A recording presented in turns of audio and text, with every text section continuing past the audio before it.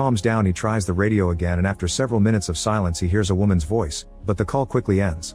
Miles thinks the room is refracting the signal and remembers he also has a cell phone, which is on the ceiling. He can't remember the number, so he uses his binoculars to check the sticker and carves the number on the floor with his knife. Suddenly the phone starts ringing and Miles tries jumping to reach it, but that makes his wound worse.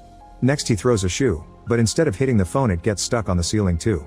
At that moment frost starts appearing on the walls, so Miles rushes to put on any clothes he can reach before getting into fetal position as the frost begins covering his face as well.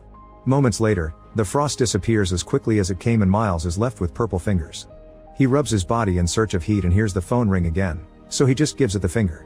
Suddenly an alarm rings and the room starts moving again, making the phone fall.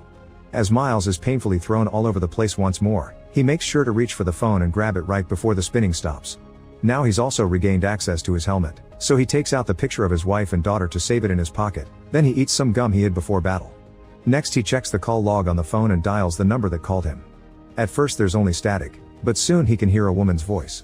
She explains she's been kidnapped and she's in a spinning room, so Miles asks her to describe it and confirms she's in a room exactly like his.